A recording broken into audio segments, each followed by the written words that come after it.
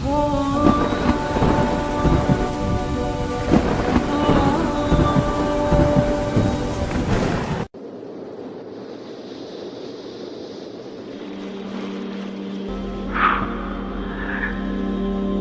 कौम की बच्चियां नाच गाने को अपना शिआर और शौक बना लें, उनकी नस्ल से अब खालिद बिन वलीद नहीं पैदा हो सकते, नाचने वाले ही पैदा होंगे।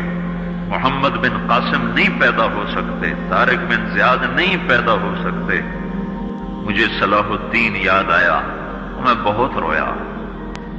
वो भी किसी मां का जना ही हुआ था।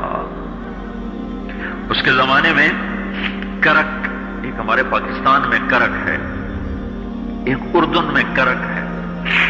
ऊंची पहाड़ी पर वो शहर है, बड़ा दुश्वार किला है। उस पर एक हुक्मरान था ईसा, उसका नाम था रिजनाल्ड। तो करक के करीब से काफिले गुजरते थे हज के। तो उसने एक दफा हाजियों के काफिले पे हमला किया और कहने लगा, बुलाओ अपने मोहम्मद को, तुम्हारी मदद कर। और सारे हाजियों को तातेक कर दिया।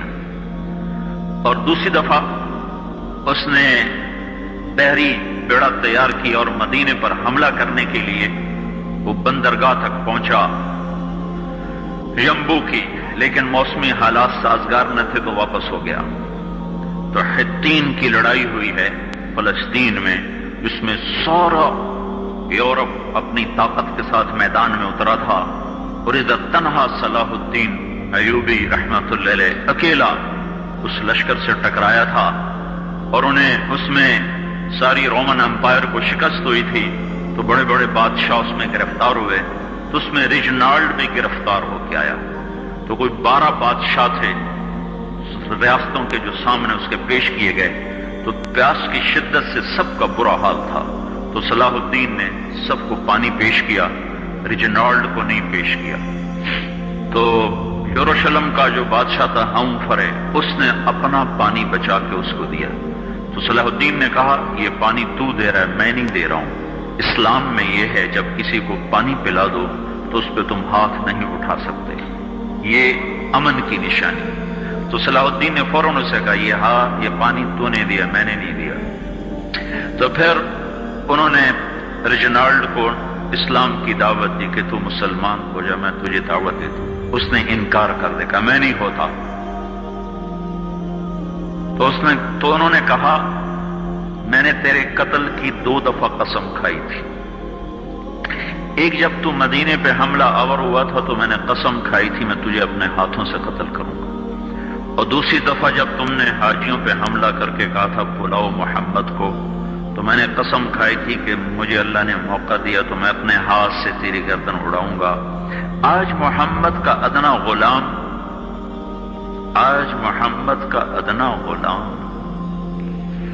तेरी उस बात पर यह फरीजा अदा करने के लिए आ रहा है। और अपनी तलवार से उसकी गर्दन उड़ाई, वो पीछे लटक गई, पूरी नहीं उड़ी, पीछे लटक गई। खौफनाक मंजर बन गया। तो सारे बादशाहों पे कब कभी तारी हो।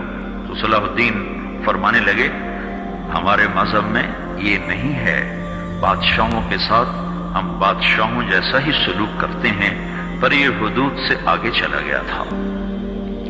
अब मुझे ये किस्सा भूला हुआ था, मुझे इन्हीं हादसों में, इन्हीं हंगामों में वो याद आया। तो बाप तन्हाइयों में बैठ के बेबसी के आंसू बह जाते हैं और इसके सिवा कोई चारा नहीं है। हमारी सारी नस्ल मौसीकी में डूब चुकी है। जो बदन सुरताल पे थरकते हों, जो बदन मौसीकी के ऊपर हिलते हों, रक्स में आते हों, उन पे कांटे ही उगेंगे, उन पे सलाहुद्दीन का फूल नहीं उग सकता, उनमें मोहम्मद बिन कासिम के फूल नहीं उग सकते। बांझ हो गई है हमारी नस्ल। और ये यूरोप का शहर है जो चल गया है, हमारी बेबसी है, हमारी बेबसी है। मैं तो बस मिन्नत ही करूंगा, अपने आप को पहचानो, अपनी हस्ती हैसियत को पहचानो, अपनी निस्बत बदलो। तुम्हारी निस्बत यूरोप के साथ होके अगर मौत आई बेकीमत हो जाएंगे।